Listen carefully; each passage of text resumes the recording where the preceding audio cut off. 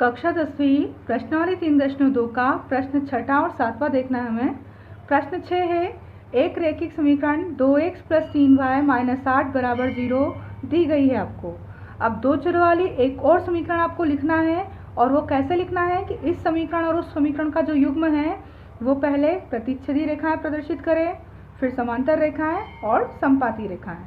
तो पहला है प्रतिच्छेदी रेखाएं प्रदर्शित होंगी। प्रतिच्छेदी रेखाएं प्रदर्शित होती हैं। कब होती हैं? जब a1/a2 बराबर नहीं होता है b1/b2 के। अब हमारे पास a1, b1 और c1 तो है, पर a2, b2, c2 से एक समीकरण हमें खुद बनानी है। और कैसी बनानी है कि रेखाएं प्रतिच्छेदी हों। तो यहाँ पर a1/a2 बराबर नहीं होना चाहिए b1, b2 के। तो a1 है हमारे पास 2/a2, ये बराबर नहीं होना चाहिए b1 3/b2 के। अब हमें a2 और b2 के स्थान पर ऐसी समीकरण लिखनी है कि ये बराबर ना हो। तो यहाँ पर हम इस तरह की, अगर इस 2 में हम 2 का गुणा करें, 2 दूनी 4 लिखें, तो 3 में 3 का गुणा करके 3 दूनी 6 नहीं लिखना है, क्योंकि हमें बराबर नहीं चाहिए। तो बराबर कब नहीं होगी? जब ये इसके अनुपातिक ना हो। जैसे यहाँ 2 है तो बटे में 5 आ जाए, 3 के बटे में और कुछ आ गया, 7 आ गया, तो वो बराबर नहीं होगा। परंतु अगर आप 2 के बटे में यहाँ 4 लिख रहे हो, 2 में 2 का गुणा करके, और 3 में 3 दूनी 6 लिख रहे हो, इधर भी 2 का गुणा करके लिख रहे हो, तो फिर क्या हो जाएंगी? ये बराबर हो जाएंगी काटने पर। 2 एकम 2, 2 दूनी 4, और 3 एकम 3, 3 दूनी 6। तो किस उस कंडीशन में कैसी हो जाएंगी? बराबर हो जाएंगी, जबकि हमको बराबर नहीं चाहिए। तो यहाँ पर a2 और b2 क्या होना चाहिए? इस अनुपात में नहीं आना चाहिए, यानी a2 और b2 का अनुपात यहाँ 2/3, 2 के बटे में अगर 3 लिखें तो बराबर आ जाएगा a2/b2, और ये बराबर नहीं होना चाहिए। अर्थात a2 और b2 का अनुपात 2/3 नहीं होना चाहिए। तब समीकरण जो आपको चाहिए वो कैसी हो सकती है? यहाँ पर 2 और 3 के अनुपात को छोड़कर और कुछ भी आप समीकरण बना सकते हो। पहली है a1 है 2x, तो a2 आप मान लो 4x, 2 का गुणा किया, प्लस b1 है 3, तो 3 दूनी 6, अब 2 का गुणा नहीं, अब यहाँ कुछ और लिख दो, 3 का गुणा कर दो या 5 लिख दो, और -10 = 0। या और भी कुछ हो सकती हैं, 3 का गुणा कर रहे हैं हम, या कुछ और लिख रहे हैं हम, 5x + 6y - 12 = 0। ऐसी कोई सी भी समीकरण जो कटने पर बराबर ना हो, कोई सी भी संख्या आप लिख सकते हैं। इनसे क्या होगा? रेखाएं प्रतिच्छेदी होंगी। a1 a2 बराबर नहीं होना चाहिए b1 b2 के। ऐसी कोई सी भी समीकरण आप लिख सकते हैं। दूसरा है, आपको समांतर रेखाएं लानी है। तो समांतर रेखाएं प्रदर्शित होती हैं जब a1/a2 क्या हो? बराबर हो b1/b2 के, और c1 c2 बराबर ना हो। तो अब यहाँ बराबर चाहिए हमें, यानी कि यहाँ पर a1/a2 का मान, a1 तो दिया हुआ है हमको 2/a2, और b1 b2 है 3/b2, यानी कि a2 और b2 इसका अनुपात किसके बराबर चाहिए? हमें 2/3 चाहिए। दोनों हमें क्या चाहिए? बराबर। पहली कंडीशन में बराबर नहीं चाहिए थे, पर अब यहाँ दोनों क्या चाहिए हमें? 2 और 3 के अनुपात में, यानी कि यहाँ तब समीकरण जो आपको चाहिए वो क्या होगी? अगर आप इस समीकरण में 2 का गुणा कर रहे हैं तो यहाँ भी 2 का गुणा करेंगे, यहाँ 3 का कर रहे हैं तो यहाँ भी 3 का, क्योंकि उनका अनुपात कैसा होना चाहिए? समान। तो जिसमें यहाँ 2 संख्या में अगर आप 2 का गुणा कर रहे हैं तो यहाँ भी 2 का, यहाँ 4 का कर रहे हैं तो यहाँ भी 4 का, ताकि अनुपात क्या हो जाए? बराबर हो जाए। तब समीकरण क्या हो सकती है आपकी? 2x था तो 2 दूनी अगर आप 4x ले रहे हो तो प्लस 3y है, तो 3 दूनी क्या हो जाएगा? 6y, और तीसरी बराबर नहीं चाहिए, तो 8 दूनी 16 अब हमें नहीं चाहिए। क्यों? क्योंकि तीसरी हमें बराबर नहीं करना है। तो इसको फिर 10 लिख दिया बराबर 0। ये हो सकती है समीकरण। या 3 का गुणा कर रहे हैं हम, तो 2 तिया 6x प्लस 3y में भी फिर 9 का गुणा करेंगे, 3 त्रिका 9y, और यहाँ नहीं करेंगे, यहाँ 16 लिख दो, आप 2 का गुणा कर दो क्योंकि ये हमें बराबर नहीं चाहिए। हो सकती हैं, ऐसी अनेक हो सकती हैं। अब तीसरी कंडीशन है हमारे पास। तीसरी क्या है? समपाती रेखाएं प्रदर्शित हों। तो समपाती रेखाएं कब प्रदर्शित होती हैं? समपाती रेखाएं प्रदर्शित होती हैं जब a1/a2 बराबर हो b1 b2 के और वो भी बराबर हो c1 c2 के। a1 है हमारे पास 2/a2, b1 है 3/b2 और c1 है -8/c2। अब यहाँ तीनों बराबर होना चाहिए। तीनों बराबर कब होंगे? जब यहाँ पर काटने पर समान संख्या आ जाए। जैसे सब में ही 2 का गुणा करो या सब में ही 3 का गुणा करो, तीनों बराबर करने के लिए। तब वांछित समीकरण जो हमें चाहिए वो क्या हो सकती है? 2 के बटे में हम क्या लिख दें? 4, 2 दूनी 4, तो 3 के बटे में 3 दूनी 6 और -8 है तो 8 दूनी 16। अब ये काटने पर क्या हो जाएंगे? 3 दूनी 6, 8 एकम 8, 8 दूनी 16 बराबर हो जाएंगी। तब समीकरण हो सकती है 4x प्लस 6y माइनस 16 बराबर 0 हो सकती है। अब 2 का गुणा नहीं, 3 का कर दो, 4 का कर दो, पर जो भी गुणा करोगे सब में करोगे ताकि उनका अनुपात क्या हो जाए? बराबर हो जाए। तो समपाती रेखाएं प्रदर्शित करने के लिए सभी में अनुपात समान है तो संख्याओं में हम समान गुणा करेंगे, 2 का या 3 का। समांतर रेखाओं में हमें दोनों बराबर चाहिए तो सिर्फ दोनों में a और b में ही हम गुणा करेंगे, तीसरे को बराबर नहीं करना है और पहले में दोनों ही बराबर नहीं होना है। ठीक है।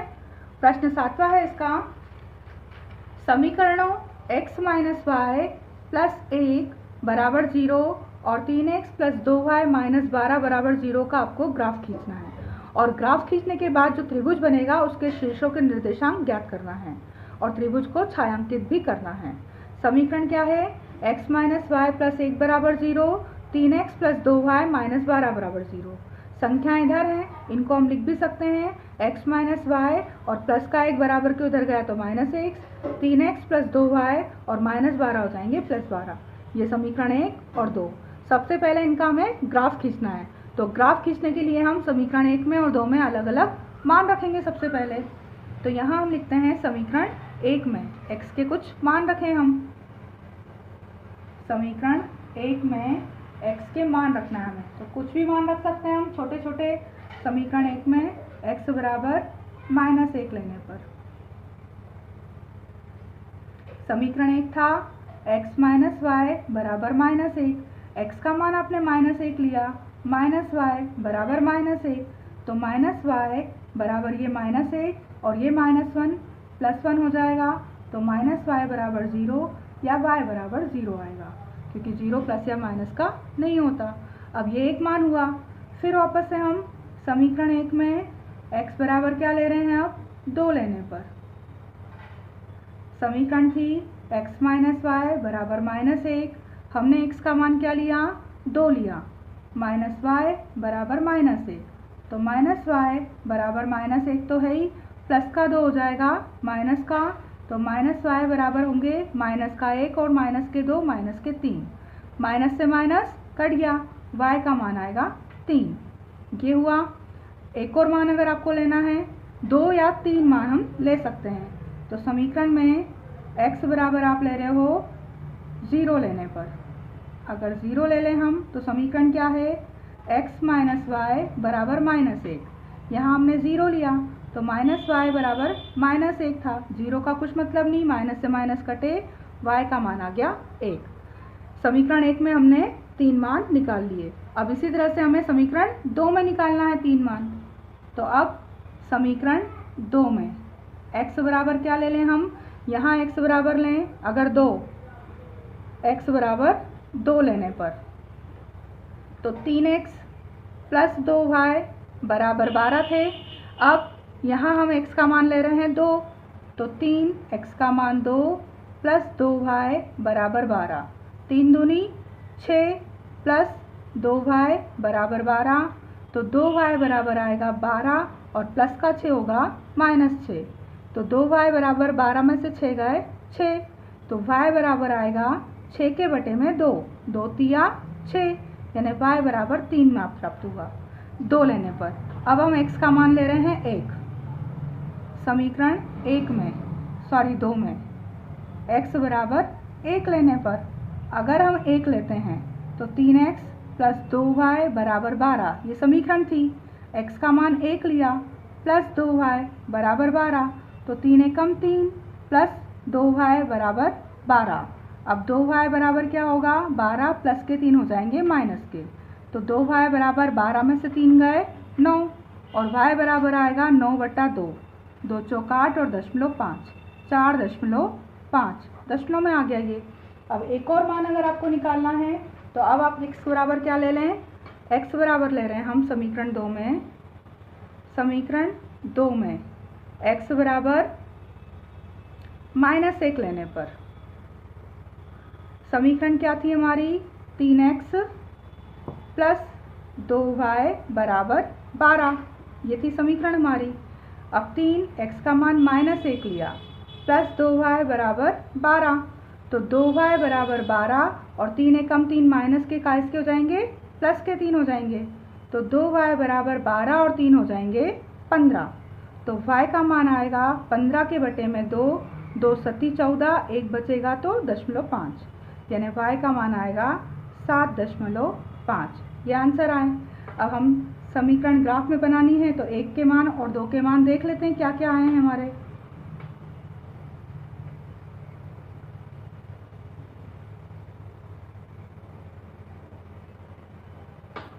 समीकरण 1 में और समीकरण 2 में x और y के मान। समीकरण 1 में x के मान हमने क्या लिए थे, -1 लिया था, तो y का मान आया था हमारा 0। फिर x का मान 2 लिया था तो y का मान आया था 3। फिर x का मान हमने 0 लिया था तो y का मान आया था हमारा 1। ये समीकरण 1 में था। समीकरण 2 में x का मान हमने 2 लिया तो y का मान आया 3। फिर x का मान हमने 1 लिया तो y का मान आया था 4.5। और फिर x का मान हमने क्या लिया था, -1, तो y का मान आया था 7.5। ठीक है, अब इसको हमें ग्राफ पर देखना है। ग्राफ पेज लेते हैं हम। ग्राफ पेज को हमें 4 हिस्सों में पहले तो बांटना है।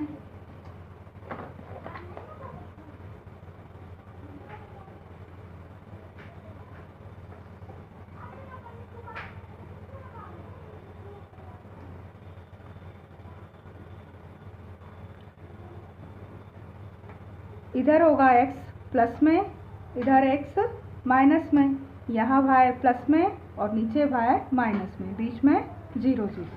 अब हमें समीकरण 1 के लिए x का मान -1 लेना है, तो -1 इस साइड आएगा और y का मान 0 तो 0 ही रहा, तो बिंदु हमें यहीं पर प्राप्त होगा। फिर x का मान लेना है हमें 2 प्लस का 2, तो प्लस के 2 है 1 और 2, और y का मान 3 प्लस का 1 2 3, बिंदु मिलेगा हमें यहाँ पर। फिर x का मान 0 0 तो बीचों बीच आएगा और y का मान 1 प्लस का, तो प्लस का 1 यहाँ ऊपर, तो यहाँ मिलेगी ये रेखा। इनसे गुजरते हुए हमने स्केल से एक रेखा खींच दी।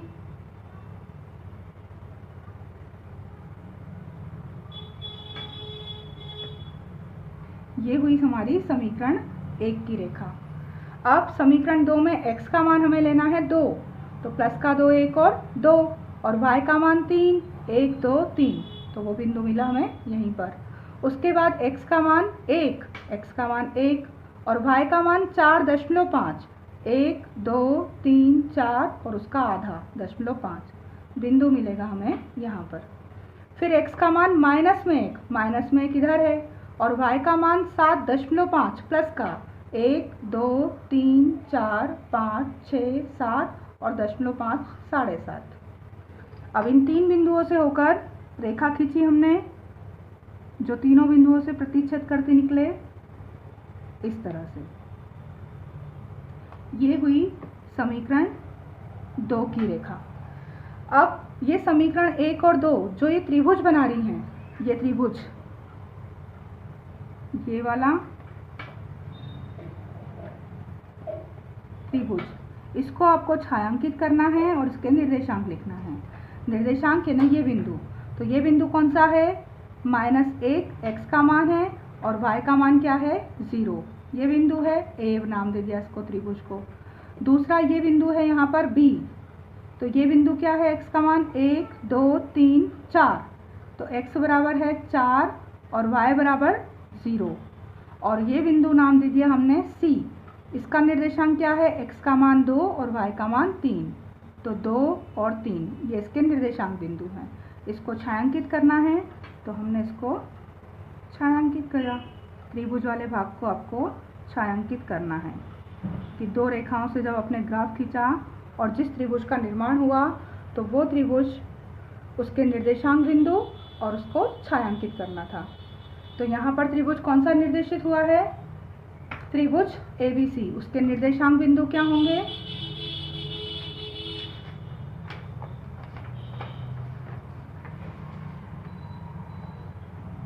दो रेखाओं से बने त्रिभुज के निर्देशांक बिंदु A को क्या बोला है, A -1 0, B 4 0 और C 2 3 हैं।